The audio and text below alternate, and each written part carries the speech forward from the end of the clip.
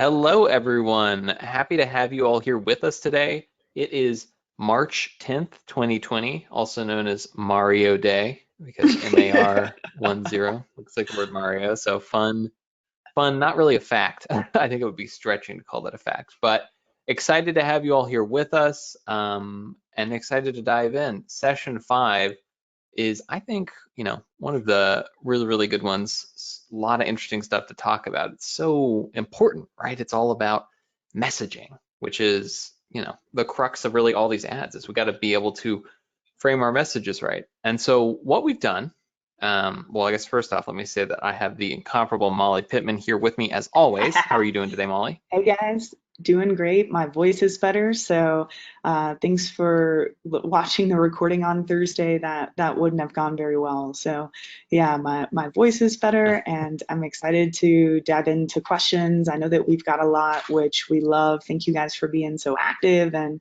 participating in the way that you do.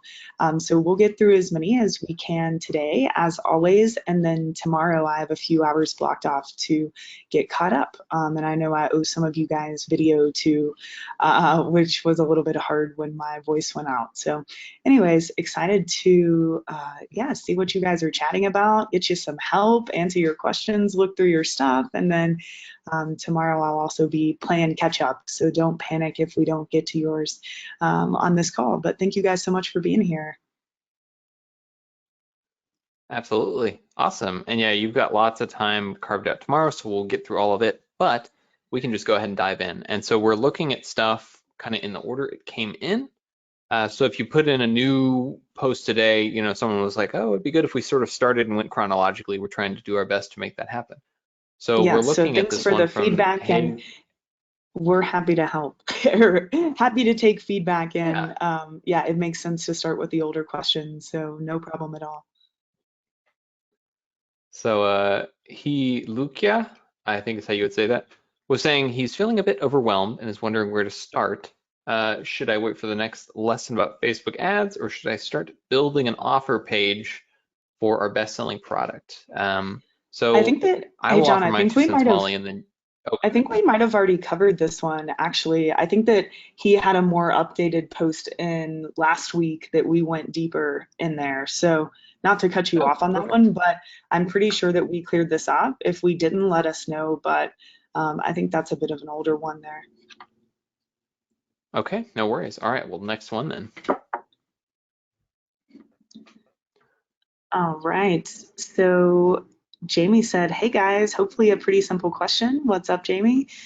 What would be the benefit of setting up new ads when testing with copy variations rather than having one ad and putting a few different variations? Okay, this is the one we asked for more clarification on. He said, I was referring to at the ad level, you can add different variations, copy, headlines, image with one ad. Okay, so what you're talking about is dynamic creatives or DCO. So why would you create different ads when you can actually put those different variations into one ad? I don't know if I'm making it sound weird. No, I totally get what you're saying. And the reason that I think dynamic creative can be okay to use if you are in true testing phase. And I'll talk more about this during week 7 when we put all of these assets together that we're building right now. Last week we talked about copy. This Thursday we'll talk about creative. Then next week we'll put all of this together, which will, I think, help make a lot more sense too for those of you that feel a little bit confused, because keep in mind that your marketing assets, the offer, the copy, the creative, that is what is going to allow you to win. It's not all the button pressing inside of Facebook. So if we can really spend these first few weeks getting very clear on our marketing messages and going super deep there, I don't care if you're a beginner or if you're spending tens of $1,000s a day. This is what it always goes back to every single time. When we're trying to optimize or build a new campaign, it really goes back to building these assets to the best of our ability and what we're covering in these first 7 weeks. So we'll talk more about when I use dynamic creative and when I don't, Jamie, during week 7. But the answer is I really don't use it that often. And the reason for that is that, yes, it's cool to have the functionality to be able to test all of these different variations. But the first thing is that the way that I teach you guys to build these campaigns, most of the creative and copy are very specific to one another because we're going deep into storytelling. We're getting really specific, right? And so it usually doesn't make sense for you to even be able to upload 10 different headlines and 5 different creatives and 5 different copy variations and test them against one another because they wouldn't even make sense together, right? Some of you that might be the case, but most of you that won't be the case. So that's the first reason, right? The second is that with DCO, unfortunately, you're not able to aggregate social proof as well as you can when you're not using dynamic creative. So when you're using dynamic creative, you're not able to pull that post ID out of, you're not able to use the post ID of the existing ads in ads moving forward, which won't allow you to aggregate all of that social proof that you need to aggregate. So I think dynamic creative is cool, especially if you were just testing and for some reason you have a bunch of headlines and copy and creative variations that work across the board. But I definitely don't recommend it if you're trying to scale or do anything really sustainable because of the fact that you're not able to aggregate that social proof, and it makes it really tough to rank well in the engagement rate box when it comes to the algorithm. So hopefully that makes sense, Jamie, and thank you for clarifying. That's a great question. Awesome. All right, well, thanks so much, Jamie. And the next one is, let's see, all about scaling an offer, I believe. All right. Hey, John, I'm not seeing anything new on your screen. This one from Intro. No, your screen is frozen for me on Jamie's question. Well, that's odd. Well, I will start reading this one to you. No worries. Hold on. Let me. And when it refreshes. Here, I'm going to make this screen a little bit bigger and see if that refreshes it for some reason. Huh. It is not. You gotta love technology. Okay, yeah, read it to me, John. Okay, so Introl says that they sell 4 hair treatments and each target a specific issue. The bundles are designed to work together for optimal results. What pricing structure do you think is the best from a marketing standpoint? So they could do a bundle where they do 1 product for $39, 2 for $78, and 4 for $99. Mm-hmm. They could do a pricing structure where they do $39 for 1, $69 for 2, and $120 for all 4. And then the third option is $39 for 1, $70 for 2, and $99 for all 4 of them. So I think that it depends. I love that you're thinking bundles for what you're doing, because especially with something like hair care, people love to buy into a system, like you want the whole system. You want the shampoo, the conditioner, the hair mask. You want to know that you're doing everything in the right order to achieve, the best hair or solve whatever hair problem you have, So especially something like this lends itself very well to bundles. And I would think of them more like systems because that's really what people are buying into. When it comes to the price points, honestly, you could test all of those. I don't think they were that different that they're going to make a huge difference. The third one really resonated with me and felt like the best price structure when it comes to cold acquisition, because it wasn't super cheap, but it was high enough to where you'll definitely be able to break even and probably even have a little bit of profit on that first interaction and acquisition of a customer, which is really exciting because, of course, this business really lends itself to repeat purchases. So you could test them all. My gut says number 3, but just make sure when you are positioning these bundles that people really understand the difference between them, right? It shouldn't just be a pricing difference. It should be them buying into, either a different type of system, like this one's for damaged hair, or this system is for curly hair. I have curly hair, so most of the hair products that I buy are around, curly hair and really taking care of curly hair. So, either categorize it that way or create your bundles in a sense that there's like a level 1, level 2, and then level 3 is like the big bundle where you get everything. But I think you're definitely on the right track here, and excited to see how those do. Awesome. And then I tried something that hopefully fixed the screen. If I not, can I'll see just it keep now, on reading. John. But I wanted to ask you the. Oh, perfect. Sweet. So then I also saw I that think there just after might be running a my little test bit of a campaign for a week. delay. Oh, go ahead. I think Yeah. there just might be a little bit of a delay. Okay, so I can see this here. I'm fine to keep reading it. So do you think I should make a sales page for each product option, or just for my bundles, or just the Sublime? Um, so I think it kind of depends. If you're going to have these three different bundles and they're all kind of fixing the same problem, or they're all for the same avatar, then the same sales page makes sense because you're hitting all the same pain, benefit, et cetera, and then you're just offering them three different pricing options, basically. If they're going to be for very different avatars, which I said that, or you might have said in here that that was going to be the case, I think you might need different sales pages for each, like one for curly hair and one for damaged hair and one for straight hair, however you decide to split that out, just because they're going to be speaking to such a different person. And then within each of those categories, you could have, 2 to 3 bundles that you offer. So a few ways to do it depending on which of those options you align with. But I think if you're solving very different problems, you're going to need different sales pages. Where, for example, with the 5 makeup tips pre-sale article that Ezra uses that promotes the trio, you'll notice that on that sales page, there are 3 different options, but he's selling the same product and the messaging is the same throughout the entire article, right? He's not trying to speak to women 20 to 30, then women 30 to 40, and then women over the age of 50, and which you might be trying to do with curly hair, damaged hair, straight hair, etc. So hopefully that makes sense. And then you said, after running my test campaign for a week, I'm happy and ready to scale. Awesome. Am I now going after the warm audience and changing objective, or am I increasing budget for both? Hope that last question made sense. And if you're planning on explaining this in a later training, that's cool too, because I'm still getting my sales page together, just trying to grasp all the steps.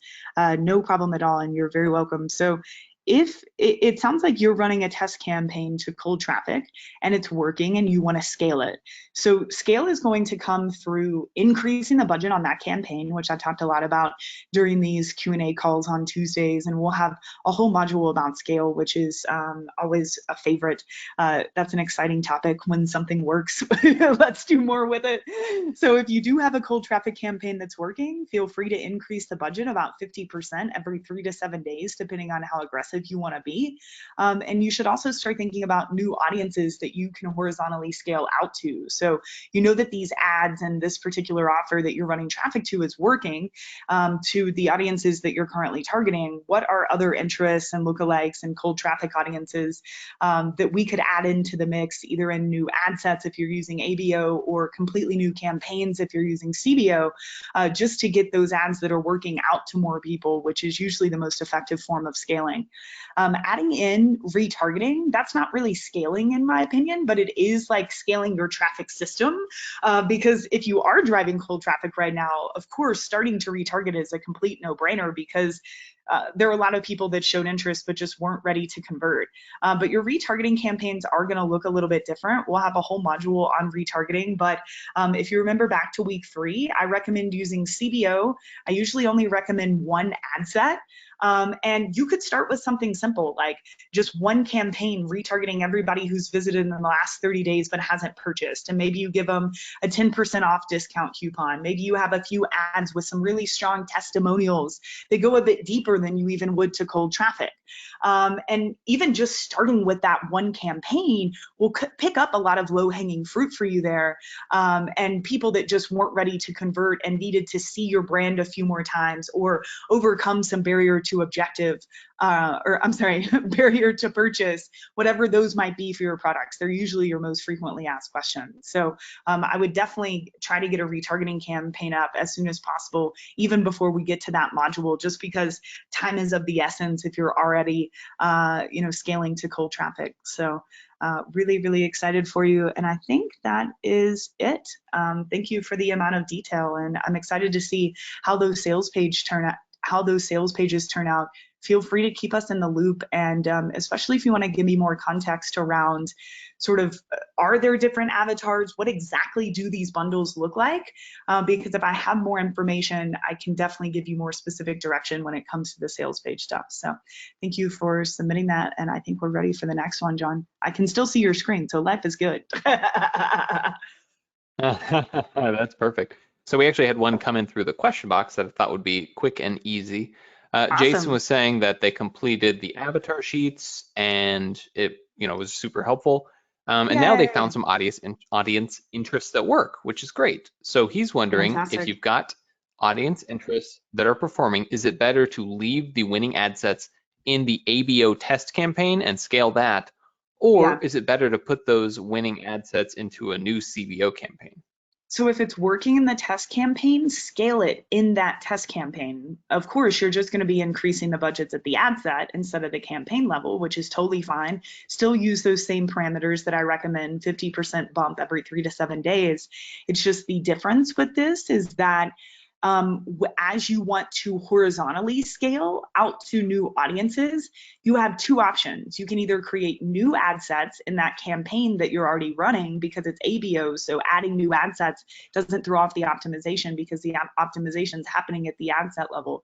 Or you could just keep scaling this ABO campaign, this test campaign that you have running, and then start to build CBO campaigns with those new audiences that you want to target, and even just using the same ads that are working in your test campaign. So you really have both options. Either are fine. Since Facebook is threatening that they're going to be switching all of us over to CBO very soon, it still hasn't happened in most of my accounts, even though they said this was happening 3 weeks ago. You might want to start to build CBO campaigns just in case, maybe these will last for months. So you might want to start to switch towards CBO instead of scaling in that ABO campaign, but I still don't see a problem with it. I don't think it's not like when they force everyone over to CBO that those campaigns that are active are being switched over. At least that's not what I'm seeing inside of my account. So you got options, and congratulations. I'm so excited that that's working. And I love that the audiences were really key for you because you guys know how important that is. I don't need to beat a dead horse there. So great question, whoever asked that in the questions box, and thanks for being here. Okay, so next up is Perfect. Natalie. All Hi, right, we got our Natalie. next one, Natalie. Whenever I see you in the group, I think of Natalie Wood for some reason, like your picture and your name. That's what pops up. So random fun fact about how what I'm thinking about. So Natalie said, I write a blog, awesome, for our website, and I was wondering whether there is a way that I can get people to read it through ads. Are people interested in blogs anymore, or how about we advertise our articles? Okay, so awesome that you have a blog. I definitely still think that blogging and SEO and really going, like, if you have the resources and the time to consistently and strategically publish to a blog, there is still room for organic traffic out there. I mean, that's a big project. John and I actually have some exciting news that we'll be sharing more about in the coming week, but we're going to be working a lot more closely in Smart Marketer, which is exciting, not just on Train My Traffic Person and team traffic, but everything that Smart Marketer is, which we're so pumped about. But one of the first projects that John and I felt were really important for Smart Marketer is to get the SEO worked out. And, I still feel that, I don't think it's more important than paid traffic in any way, because paid traffic we have so much more control over than SEO or organic. But I still think there's room there for you to definitely receive some organic traffic, Natalie, if you do blogging the right way. Now, a cool combination here, and this is something, John, you and I did a lot at Digital Marketer, is that, of course, if you're blogging, you're really building these articles to play well with SEO. But if you're willing to spend some ad budget to also drive some paid traffic from platforms like Facebook and Instagram, that can really help with your SEO too, because Google sees, all of this extra traffic's coming in, and they assume that it means that people really like this piece of content because it's getting a lot of engagement. So for example, John, I can't remember what day of the week, I think on Thursdays, every Thursday a blog post was published to the Digital Marketer blog. And then that day and for the next week, I would run a campaign just like we would set aside a few $100. We weren't measuring this by anything other than just, how many people clicked over to the blog. This obviously wasn't a sales play, but we would run a campaign for a week to cold audiences and some warm audiences just to circulate this article and to get some eyeballs on there. And of course, it's great because then you pixel those people, right? You're able to retarget them because they're on your blog post. They might click over and buy your product or show some interest in what you're doing. So, Natalie, if this is something that you are already doing and you enjoy it and you are actively blogging, or you should and you have the budget for it, there's no reason to even not set aside $20 a week or something like that to set up a campaign to get some more eyeballs on that blog post. And usually when I do that, I use the traffic objective and I optimize for landing page views, because I want people that are going to click over, but I also want people who are actually going to load the page and hopefully at least scroll down a little bit. So that's the objective that I'm always using in those scenarios. And yeah, hopefully that answered your question. Are people interested in blogs anymore? Absolutely. The thing is, if you are solving a problem or if you are giving information that someone wants, the medium is kind of irrelevant in terms of people are willing to read, they're willing to watch to get that question answered or to get that piece of information. So, Ezra uses 5 makeup tips, which is more of a pre-sale article, which means that it's not built for SEO. It's not built to get a bunch of organic search traffic through Google and Bing and different search engines. It's built to be used for paid traffic as a selling mechanism, but it's still a similar format to a blog post, right? And even that proves that even with an older market, people are definitely still wanting information if they feel that it pertains to them and it's going to help, with their before to after experience that they're having in their life, like you guys learned about on Thursday. And if they're interested, they'll definitely read. So Natalie, let me know if there's anything I didn't touch on here that you were looking for, but that's definitely something I would use as an asset in my traffic system. And it's a great way to first introduce your brand to cold traffic and get them interested in you. Awesome, great answer. Okay, this next one is about guidance around budgeting from Deanna. Awesome. Hey, Deanna. Alrighty, so I have a question about an e-com brand. Excuse me, my throat's. All right, much better there. I have a question about an e-com brand that wants to sell their coffee online. Okay, awesome. I know we got a few people selling coffee in the group. That's always a popular business type. Love it. They already have a Shopify store set up. Landing page will need some work to include all aspects in Ezra's funnel training. Awesome, glad you found that valuable. But I haven't done any social paid advertising. All sales have been through physical events, which is cool. You have proof of concept actually in person chatting with people, which probably means that, during the targeting and especially the copy training, you probably didn't have any issues because you guys, or at least these people, have physically in person sold this item, which always gives you such good information about who these people are and what they're actually looking for and what their objections are, which can be really hard online. So that's exciting. The coffee sells at $15 a bag, and all proceeds go towards a nonprofit. That's amazing. The product has a great story behind it, which makes it stand apart from your standard bag of coffee. What would you recommend to be a good starting point for a daily monthly budget? They're looking to sell 2,000 bags within about 3 months. Is that too aggressive of a time frame? I'm interested in your thoughts. So Diana, great question. Number one, that's absolutely not too aggressive. That's something that we can do through taking the steps, that you're learning through Train My Traffic Person.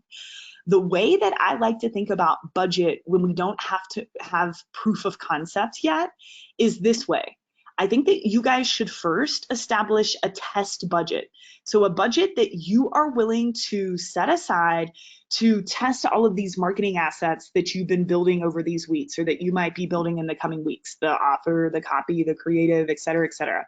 So, before we commit to a daily or monthly budget, that's really hard to do when we don't even know, what our cost per acquisition of a customer is going to be from Facebook, or if we've never even been able to generate, a few sales through paid advertising. So if I were you, I would try to negotiate with them somewhere between like a $2,000 to $5,000 test budget if possible. Of course, you don't have to spend the whole thing if you aren't generating sales, but that should be plenty of money to figure out, what's working from an offer standpoint. Is your site converting? Is the copy interesting, right? Are people engaging with the creative? Is the targeting on or off? That will give us plenty of data to figure out what is going to work and what's not going to work. So I think that's the first thing you should focus on. And then once we have proof of concept, and once you've generated, let's say 10 sales or more, then we could look at the numbers and start to say, okay, based off of who I'm targeting right now and how much, this is a gross analogy, but meat I feel is left on the bone here in terms of just the audience that I'm targeting right now. What would be an appropriate daily or monthly budget for us to negotiate with this client? So I'm excited for you, and hopefully that's helpful. I would just first go with that test budget because you're trying to get proof of concept. And look, there is room for so many people in this market. Coffee is something that most humans consume multiple times a day. And what I have noticed in this market is it's just important to really know your avatar, right? So we've got Carl here in the group who has Uncupped, and I don't know if you saw him, but Diana, but he has the travel pouches that you just pour over. And so we've got the hook of, the dirty coffee maker, and, we're able to speak to an avatar of people that are traveling. Our good friend Charles has a coffee company that comes with a devotional in it in the bag, and it's specifically for Christians. So that's a completely different market, but still selling coffee. And it's a reason that he's been able to scale that business. So I would just really think about that. And since you have met with these people in person and you kind of know who you're selling to, that shouldn't be a problem. But I think that's going to be really important when it comes to paid advertising, selling this particular product, is just making sure that people know that this coffee is for them, and this isn't some random generic coffee that they're going to get at the grocery store. So I'm excited for you guys, and keep us in the loop. Nice. And then Diana, I think I said it weird the first time, is in the questions, and she just said, how long should the test run? I'm thinking that probably depends on how many ad sets she's got. What do you think? Well, it also depends on, how quickly we get proof of concept, or if we don't, But normally, anytime I'm running a test campaign, I try to run it for at least 5 days. If I'm on a super, super, super small budget, sometimes I might only run it 3 days, but I try to run at least 5 days. If I can run it for 7 days, even better, because that allows Facebook to generate more data, and you seem to get you're not getting that false positive or false negative. So I would run for at least that long. But after day 3, you might be like, Molly, we're crushing it. I've already sold 30 bags. What are we going to do? Like, how should we move forward? So I guess what I'm saying is the discussion about the daily or monthly budget could come sooner or later, depending on how quickly we get proof of concept, or it might take a few tests.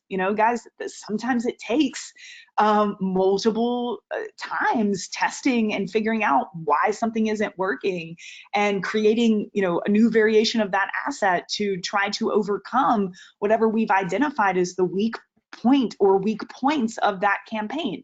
And sometimes you launch a campaign and it just rocks and rolls right out of the gate. And for me, I never know what I'm going to get, and I'm happy in both scenarios, but that will definitely change the amount of time that this whole testing thing takes you guys, if that makes sense, Sean.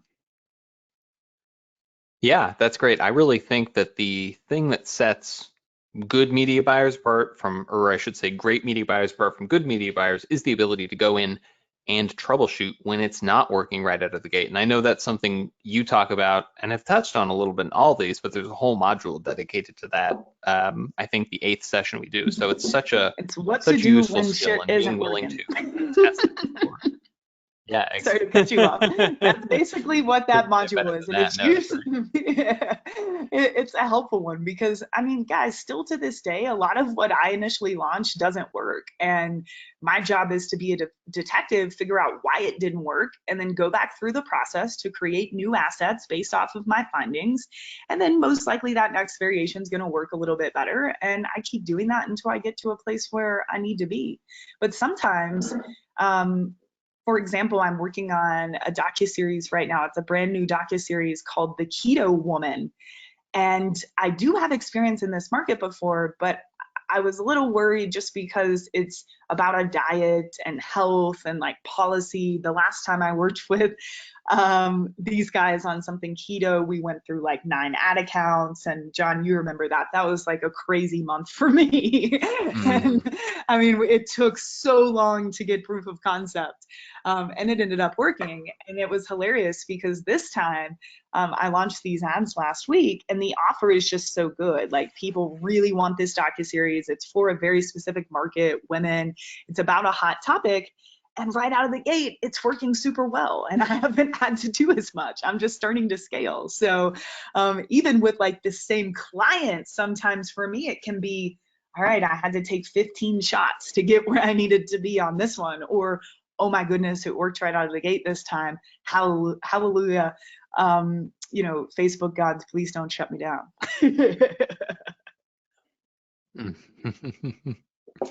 All right, what's Awesome. And next? then just on that thought of testing, let me ask this question from Josie. She said, do you have a way to test things when you don't have a conversion attached to it? So if you have an idea, Good you question. want to move into this market, you think this would be a good audience, what do you do? Yeah, you would just have to pick the next most relevant success metric.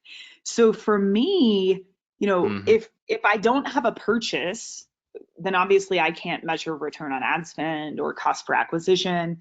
The next would be a lead, right? But a lot of us don't have that either. So then from there, I'm looking at metrics like cost per click, usually like cost per link click to the site, if you're sending traffic to the site, or click through rate. And I'll share benchmarks with you.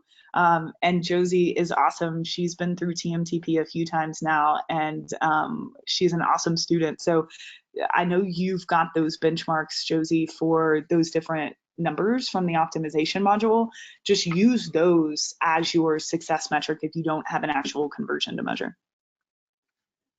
And great question, Perfect. because Okay, next up is from we talk about Susan. that. Oh, sorry. Hmm. No, I just said we No, go talk ahead. about that a lot when we don't have, you know, if we're doing something that doesn't have a purchase or lead conversion, you know, it's like, what's good here? And sometimes that just means this is something we're just willing to commit this budget to and spend. But even if we're doing that, we still like to look at, you know, some metric to say, is this good or bad? So yeah, usually cost per unique link click and unique link click through rate is what we're looking at if we have that. All right, Susan is up next. How you doing, Susan? She said, we have multiple avatars for our product-centric business. Awesome. If I'm doing a testing campaign for Frankie Fit Girl, because you said each avatar should have a separate campaign, right? Yes, please. When it comes to the ads, do we need a few different ads for one offer, like one with a border, one without, or can I have different offers, like 3 ads each with a different offer? Okay, so we'll talk more about the creative stuff on this Thursday's training. That'll be live. I don't recommend testing things like a border or without a border. It just usually doesn't create that much of a conversion lift. I like to test things like video versus image, or like drastically different video from very short video. I'll show you guys what the initial things that I like to test on Thursday, but I would not test multiple offers ever in a Facebook campaign.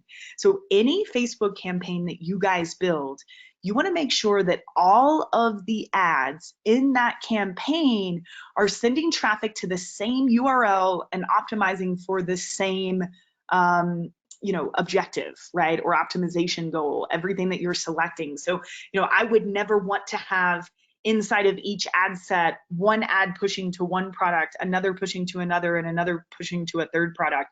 And excuse me, the reason is that it's highly, highly confusing for Facebook because they're trying to look at this post-click and measure this post-click activity, but they can't because all of those user experiences are so different and they look so different.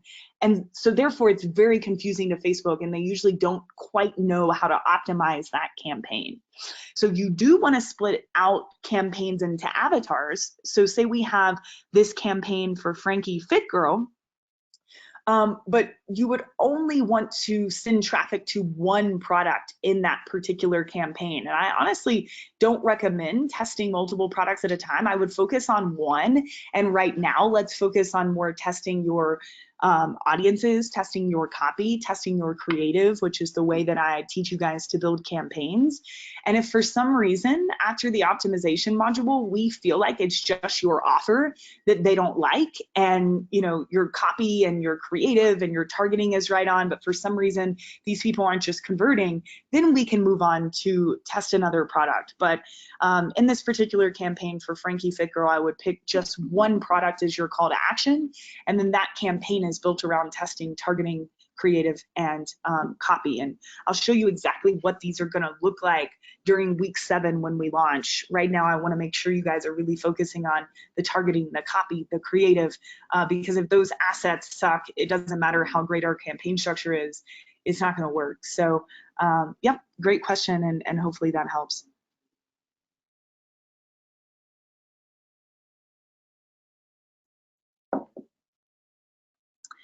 All right, so up next is Taban. I think I'm saying his name correctly. John, can you hear me? I sure can, yes. Okay, Coming cool. through loud and clear. Okay, for some reason I thought I lost you guys. I was like, oh no. Sometimes I wonder if this shut down, I would probably keep talking for 10 minutes and have no idea you guys were gone. That's a fear of mine. So, okay, I have a client who I'm gonna start a campaign for this week. Awesome. He's a mindset financial coach. The goal of this campaign is to sell a $30 product. This might sound cheap, but in this country, it's kind of expensive. It's like selling a $500 product. Awesome, thanks for that context. Some facts before we continue. The sale will be made through a phone call at the end of the funnel. Awesome.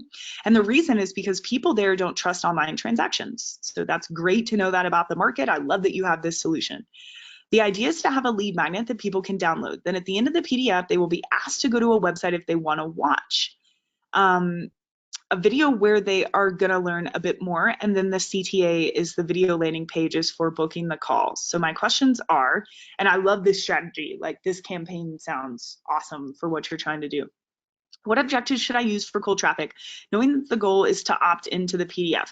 So start with conversions at the beginning and optimize for leads, or just create a custom conversion on that page that they hit directly after they opt in. So that's definitely what I would do, because the purpose of that campaign as the first step of this traffic system is to generate leads. Even though, of course, we want sales later down the road, this initial campaign is for leads. So I would definitely use the conversion objective.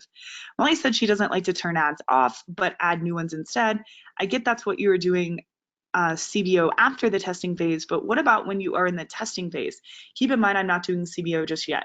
So if you are using ABO and you're more in the testing phase and it's been a week, then it is okay to go in and turn ads off that aren't your highest performers. I still don't do it a lot, because even with ABO, what you'll see is Facebook will come back around after the ads that are winning right now, I have air quotes there, after they fatigue, Facebook will actually come around and use those other ads. And you usually see that the volume of results goes up, and the return on ad spend of that particular ad goes up, and people go back and they're like, whoa, this ended up performing a lot better than I thought. I wish I wouldn't have turned it off. So I still don't recommend turning them off unless for some reason you just feel you really need to. Like the other day, a client was freaking out about a typo and I wasn't able to get it fixed, so I just turned the ad off. It was in testing phase, and that was okay, right? It didn't crush the campaign, but if at all possible, try to keep them on. If you are using ABO and you want to turn them off, though, feel free. I have 3 avatars with 5 ad sets each. Awesome. I'm going to start testing all of them next week. What should be the next step after 7 days of testing? So the next step would be to shoot me a video in here or screenshots showing me the results, and I can give you specific steps on what to do next. I mean, the goal is hopefully everything works and we immediately go into scaling, and reference the question that I answered before about how do I scale if my campaign's an ABO. I don't know who that was from, John. I think it was a lady. I can't remember exactly. Oh no, it was someone that asked in the questions box here earlier. So definitely rewind and go back through that if you didn't hear that, because that's exactly what I would do. But if nothing hits your success metrics, right, and it's not working, then we might need to not start from scratch, but figure out why it didn't work and build new test campaigns. So just let me know the results, and also keep in mind with what you're doing, the first metric you really want to start measuring is cost per lead, because especially when you bring in someone on the phone, there's just going to be a longer sales cycle because maybe they don't answer, maybe they miss an appointment, maybe they don't call back for 3 days. So you're just going to need to keep in mind that this has a longer tail on it. It has a longer sales cycle than, for example, if I was going lead magnet direct to purchase. And I just want you to keep that in mind. And I think right off the bat, starting to measure cost per lead is good to look at. And then at least after you've been running the ads for a week, I would give it at least another week before you start making decisions about is this working or not from a revenue standpoint, because that will at least give the people on the phone time to start to close people. So just keep that in mind. Since there are 15 ads in total, should I create 15 different CBO campaigns so they have the chance to spend equally? Okay, so what I would do if I were you is launch 3 campaigns, 1 campaign for each avatar, and then just keep those relevant ad sets within those campaigns. So obviously the avatars are going to have very different targeting because they're different people. So that's the way that I would separate your ad sets out. So you would have 3 campaigns, 3 avatars. Okay, so you would have 3 campaigns, 5 ad sets in each campaign. I don't think that you need 15 ads. I'll talk more about this in the next 1 to 2 weeks, but that is generally way too many, especially when you're in the testing phase. Think of it like it's jamming up Facebook's algorithm is the best way that I can describe it. Like that's kind of where we're over testing and it's causing you to, not really get any results. So if possible, I would try to, for each avatar, right? Because you want to write specific copy and create specific creative for each avatar, or why would we be targeting different people?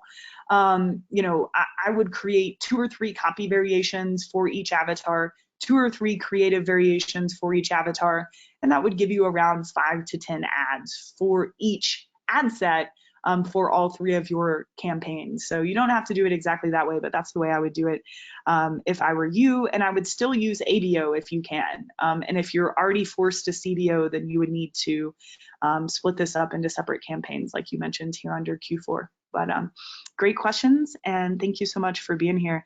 He said, I have the ad sets already, Molly. I will post them in the group. Okay, cool. I'm happy to look at them, but let me know if that makes sense or if there's anything that's still unclear. Since you have ABO, you want 3 different campaigns for 1 campaign for each avatar, 5 ad sets for each, and instead of 15 ads in each ad set, I would try to cut that in half if you can. So. Okay, John, I think we. Cool. Awesome, Molly.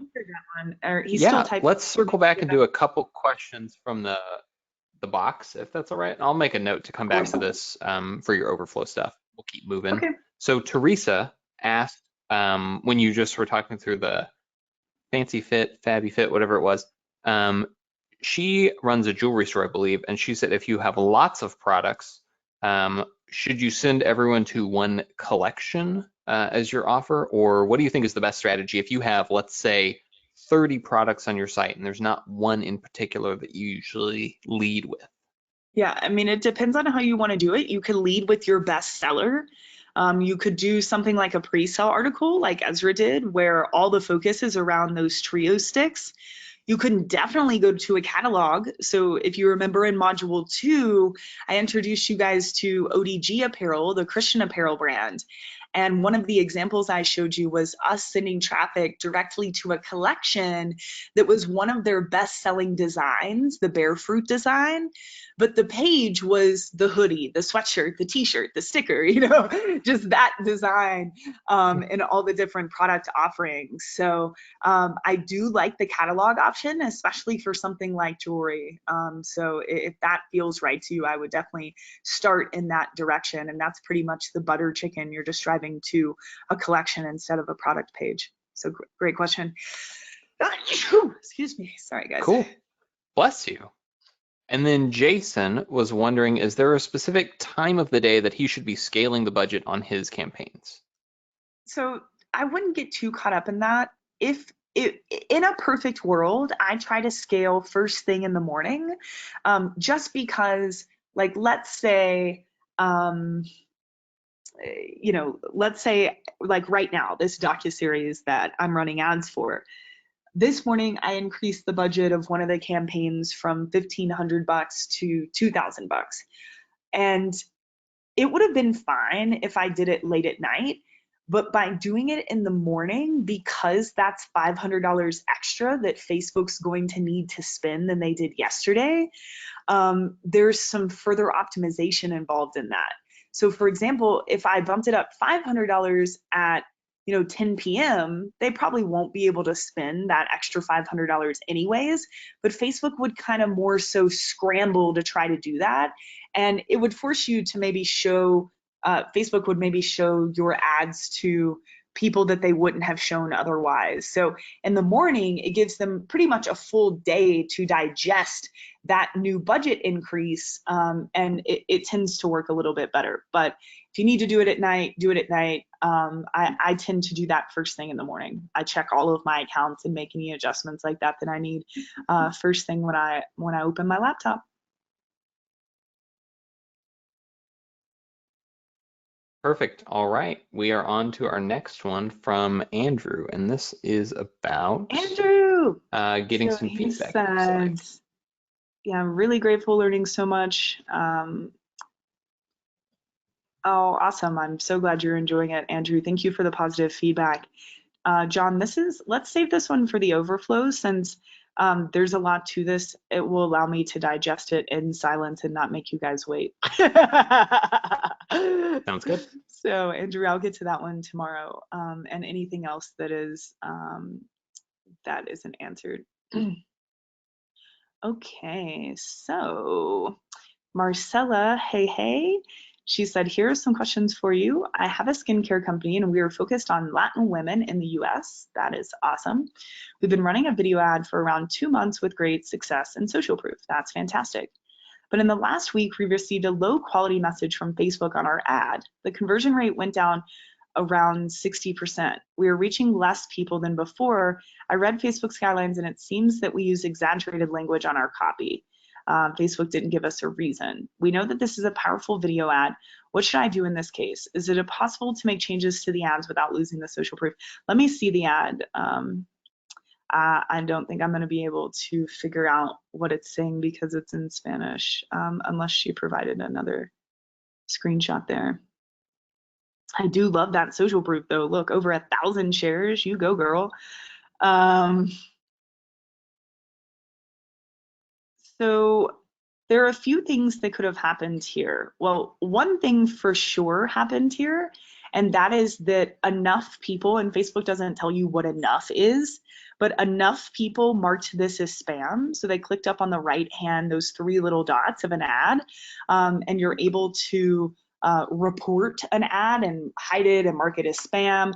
All of those negative actions negatively affect us. And if we get too many of those, then you will see this low quality message. So first off, the low quality message doesn't mean that you can't still keep running the ads. So if your ad is still successful in terms of your success metric, keep running it. If it's not, you said your conversion rate went down 60%. I don't know if it's still profitable for you or if this is still good for you.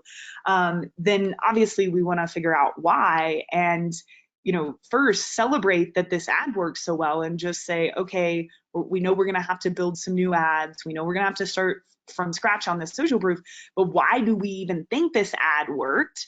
And how do we think we can tone it down a little bit so that it doesn't cause people to want to mark us as spam, or it doesn't cause Facebook to want to come check out our account and mark this as low quality? So once you share that translated text, I should be able to give you a little bit more feedback. It does look like Facebook doesn't love like tons of question marks like you see at the top of your ad copy. Like, you know, K, I'm pretty sure that means what? Just it feels kind of clickbaity. It's not giving any real information to them. It just, I do think this has to do with your copy. Obviously, I can't see your creative unless the video is somehow inappropriate, which it doesn't seem, or unless you're saying something that feels really clickbaity. I would say that the ad copy, the newsfeed text, and that headline below the video are probably the issues here, and what we're going to need to improve moving forward. And hopefully Thursday's training gave you a lot of ideas around that. So so if it's still working for you from a monetary standpoint, keep running it. If it's not, then I do think we're going to need to tone this down a little bit and, you know, appreciate that it worked, but figure out why do we think it worked and how can we still include those elements that work so well without making people feel called out for personal attributes. I would say another part of this is because you're speaking to Latin women, that is a personal attribute. Facebook doesn't like people to be called out by personal attributes. So that could also be part of this too. And especially because you're talking about, you know, their body in some way, because this is skincare. So you said we have 2 versions of this ad running, which currently lead to different product pages. Because they're almost the exact same video with different landing pages, would you recommend sending this video to a different audience to avoid confusion?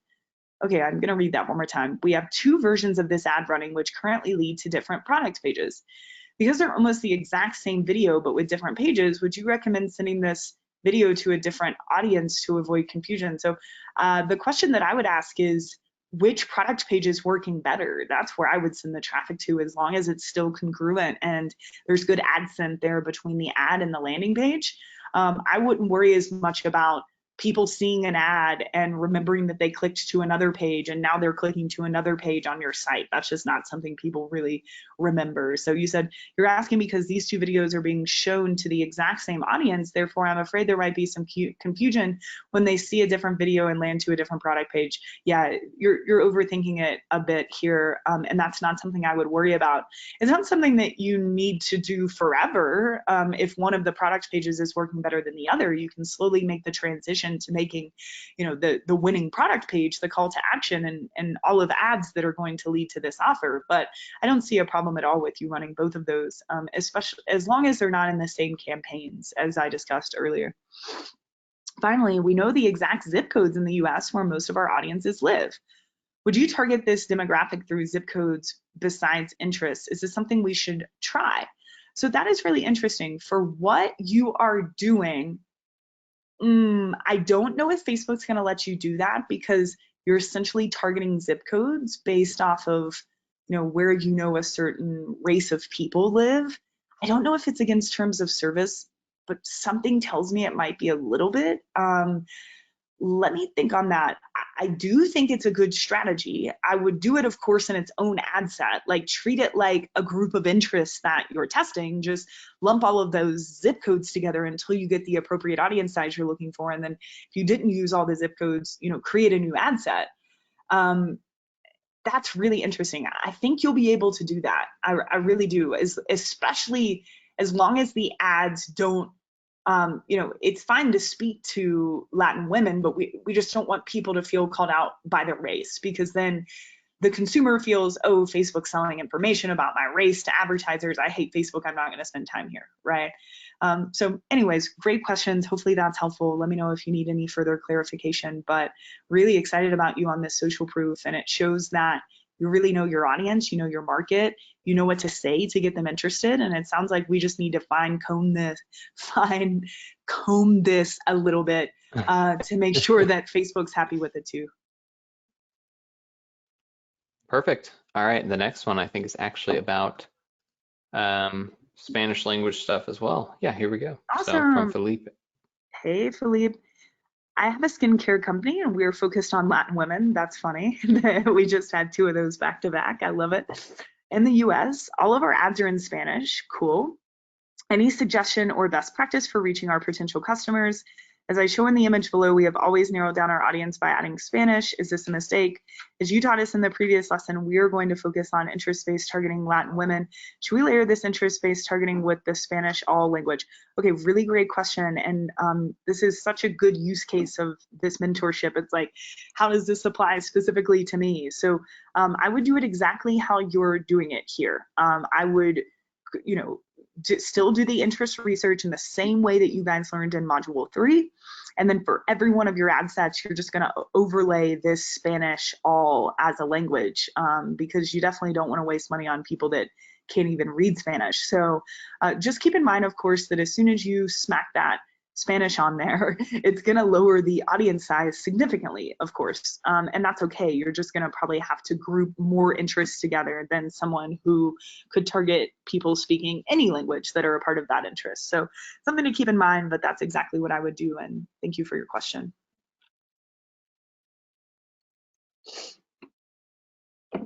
Perfect. All right, next one is here from Ludovine. Rockin' and rollin'. All right. Hi, dear. She said, I have a retargeting campaign in CBO with 2 creatives. Excuse me. Sorry, guys. I have a retargeting campaign in CBO with 2 creatives, but one of the creatives doesn't work. I would like to add a new creative. Do I add a new creative and then I get 3, or do I run off the one that doesn't work before? Great question. So since you're using CBO, I actually would leave the ads that you have active on, even though if it doesn't look like it's working perfectly. I would then add this new ad, right, that of course includes your new creative to this particular ad set, and give that 2 to 3 days and see if that new ad starts to get any traction or if it helps with fatigue. If you're still seeing that Facebook's giving reach to that ad that's just not working for you, then you might want to turn it off, but otherwise I would just keep it running. And if that new ad converts better and resonates more with your audience, then it will start to get most of the reach anyways. So really good question, and hopefully that makes sense. Perfect. All right. Next one here from Brittany.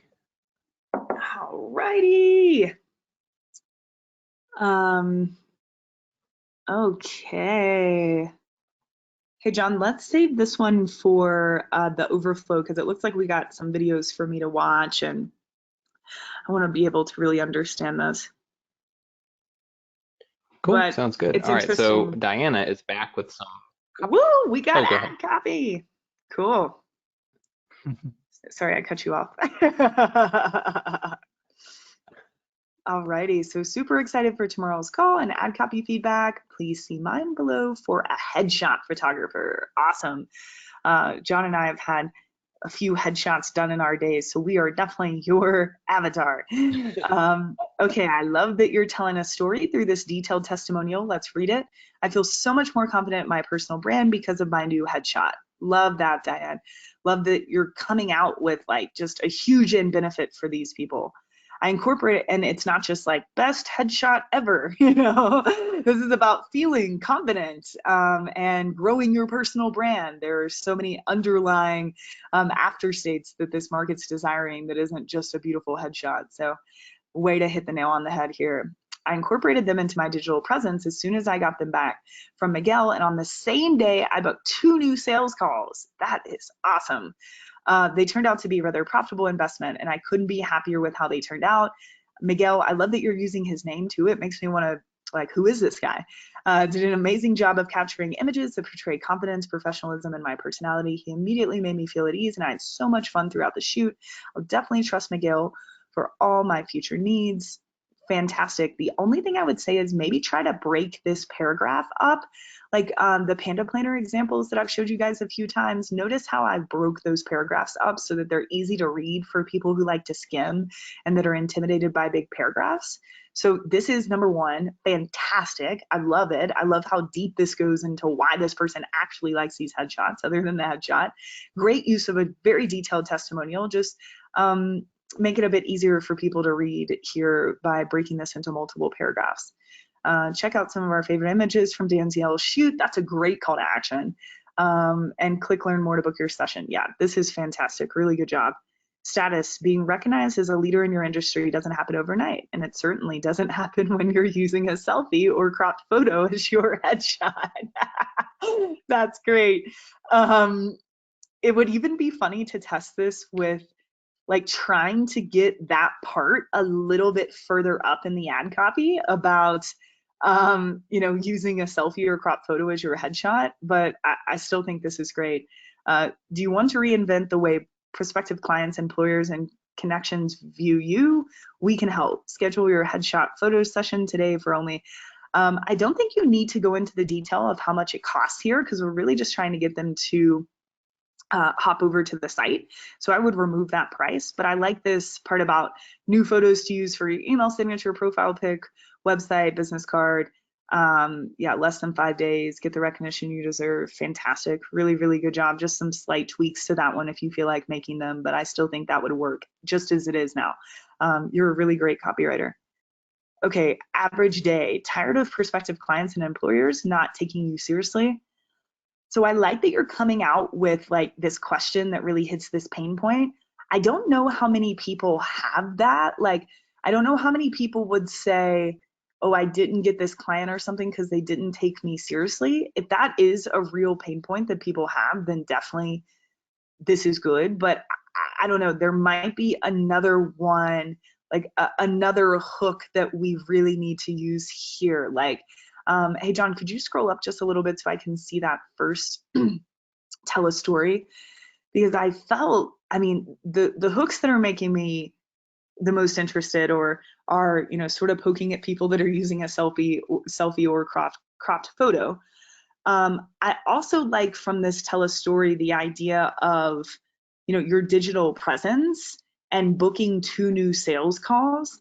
So maybe under average day, instead of it being about people not taking you seriously, maybe it's something about like, hey, do you need to book more clients? Like I think that's a deeper hook and a more painful hook than people taking them seriously. So I could be completely overanalyzing it, but I would try something more around helping them, book more sales calls and more at the bottom line versus, sorry guys, versus someone taking you seriously. Do you feel like you spend so much time prospecting with little to nothing to show? Are you ready to fill up your calendar? So I don't love these 3 questions back to back because I very much feel like I'm being sold to, but I love these as hooks. So are you ready to fill up your calendar with serious and qualified prospects that you can serve? That would be a great opening, but I would go directly into you need to make the right first impression and we can help. So I wouldn't have those 3 statements back to back. And I actually think the third one is the strongest. And I think you could just remove those first 2 questions from the top there and go directly into the are you ready to fill up your calendar with serious and qualified prospects? I love that. You need to make the right impression first. We can help schedule your photo session today. So again, I take out the price, have confident professional photos, just see what Danielle said, and then you've got that testimonial. Yeah, that's fantastic. So, and then she says, should I mention the location city so people know it's local? So yes, I would. If you can incorporate that pretty early in the ad copy, maybe as you start to go into your calls to action, like schedule your headshot photo, I think usually is that language that you're using to go into your call to action. I would try to incorporate the city name right around there. But otherwise, these are fantastic. This makes my whole day. I know these will do, I mean, I can't guarantee it, of course, but my gut's telling me these will do really well. And you did a fantastic job. That's very exciting. I can tell you did the before and Nice. after grid. And I wanted to just throw out there, Molly, that obviously the way everybody needs to and wants to use the mentorship can be different. But I think this is, in my opinion, having, helped moderate like 5 of these now, the best possible use of Train My Traffic Person is to get Molly's feedback on things like your ad copy, because she can just run through it. She's looked at, I don't know, 1 million ads, probably not quite that many, but quite a few ads in her day. And so if you guys are like not sure about your copy, or you're feeling stuck, or you have something you think is good, but you just kind of want some thoughts on it, please post that in here, because I really think this is one of the best things you can do, and it's such a huge leverage point for your ads. So. Yeah, and this is the bread and butter. I mean, this is what sets ads apart that are going to work and aren't going to work. And I just can't emphasize that enough. I can't emphasize how important that is. All right, Mr. Mark, quick question for the group. Anyone in e-com try to capture customer email addresses when they add a product to the cart? So this won't be a good one for me, John. Let's make sure Ez sees this, or maybe even Papine. Okay, I'll make a note.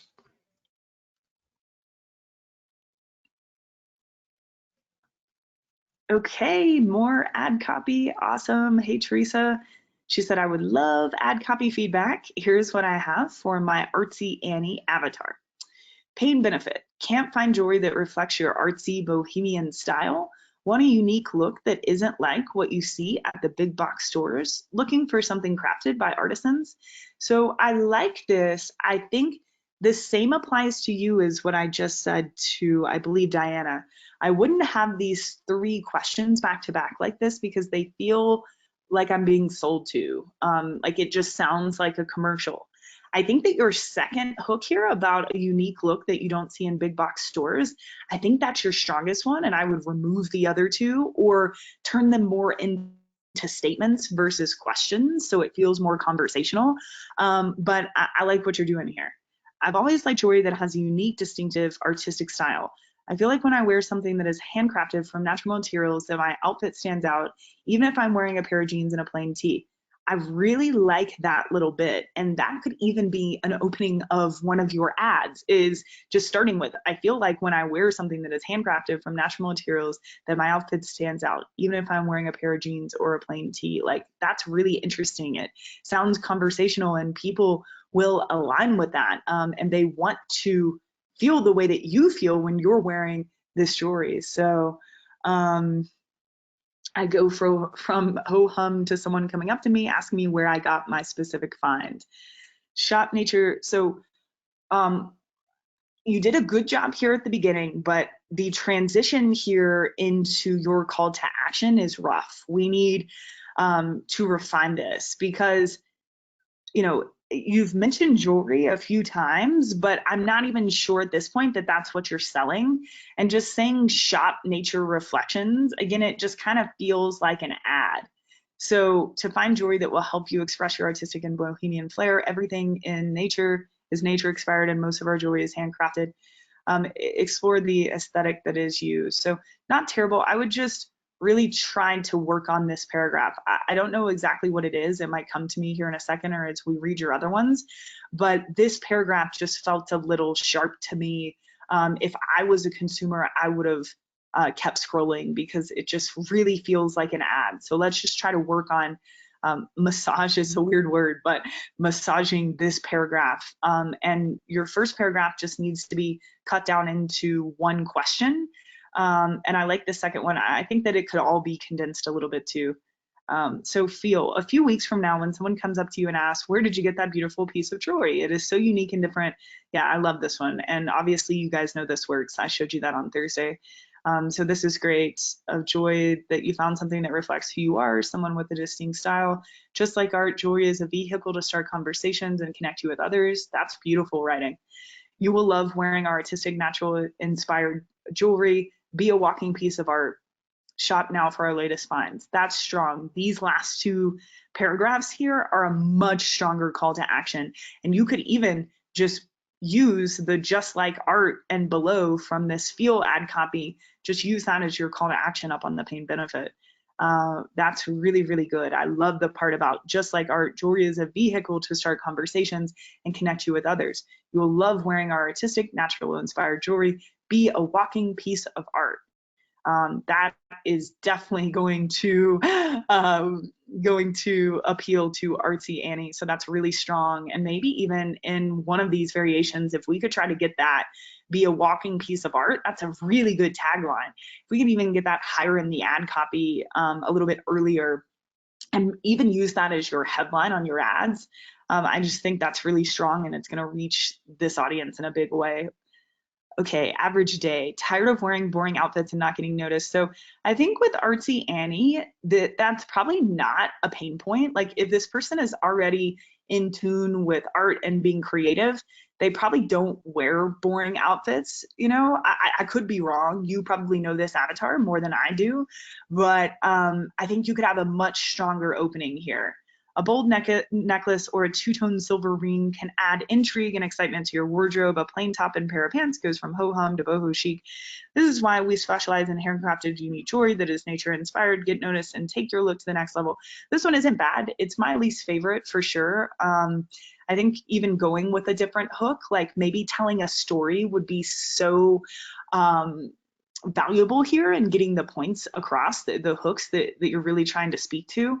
The third one's my least favorite, but I definitely, Teresa, you've got an amazing starting point here. This is good. So don't feel discouraged at all. And you're doing the work, which is what matters. So just take this feedback and rewrite these, repost them, and I'll give you feedback on the new iterations. But I think we can do away with average day and come up with something a lot stronger that's really going to speak to Artsy Annie, because I don't know if Artsy Annie has trouble wearing boring clothes already, and maybe she does, but cool. Thank you so much for submitting this.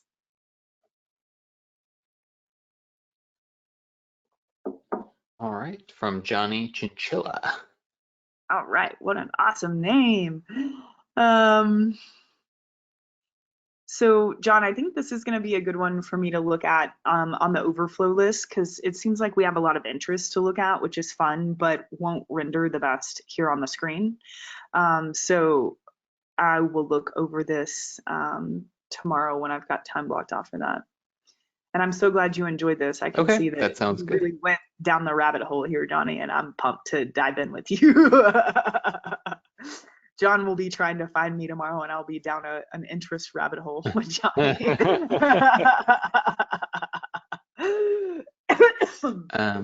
Excuse me, guys. Awesome. So we finished all the ones that we had pulled. Oh, you're okay. I know your voice is still a little sore, which is a good segue. We finished all the ones that we had pulled before this morning, basically.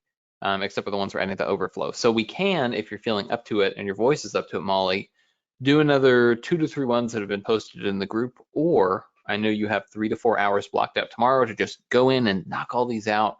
Do you think you want to stop now, or do you want to keep going, Yeah, I think the that would be full best. 90 minutes? What are you I'll feeling? be able to give you guys more detailed feedback tomorrow when we're not at this place with my voice. So I think this is an awesome stopping point. We got caught up on some of the questions. I love looking over your all's ad copy. And I know that there's still 20 to 30 things in the group that I need to tend to tomorrow. So don't feel like you're not being heard.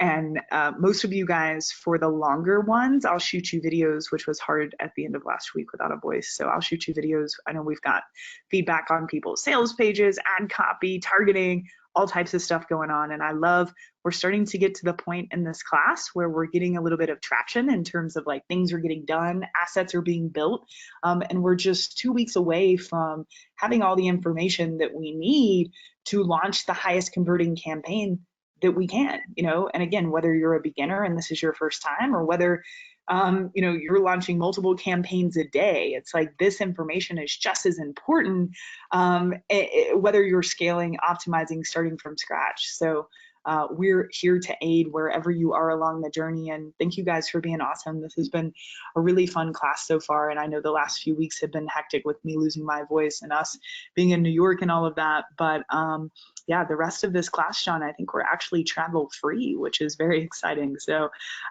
thank you guys for being a part of this, and yeah, letting us help you build this skill set. And John, tomorrow I'm on Pacific time right now, so it'll be later in the day, guys. If you're in Europe or Eastern time, it'll be a little bit later in the day. But yeah, I've got a few hours marked off to answer anything we didn't get today. And then just a reminder, this Thursday's training is live at our normal time, 4 p.m. Eastern. And this is all about creatives. So the actual visual element of your ads, the videos, the images, the carousels, and we'll dive deep into that on Thursday, John. Awesome. And I just wanted to throw out there for everyone that we will get these ad copy formulas from Ezra added to session 5 as well tomorrow Yeah. morning. And I know you were planning to shoot kind of an update on ad copy for the current over-the-shoulder brand. So maybe Yes. Friday, you think I'm that's gonna do that potentially this week. realistic? Okay, perfect. Yeah, I'll do Great. that for you guys Awesome. this week too. Well, And I know that I need to shoot the terms of service too. So all that's coming to y'all. Y'all. great. Awesome. Well, I've thank got you my so much. Kentucky Yeah, on you're today. talking to a Texan, so I can't. No. That's our thing. I've Y'all texted in a Kentuckians can't claim Kentucky. it. Oh yeah, we'll talk about this offline.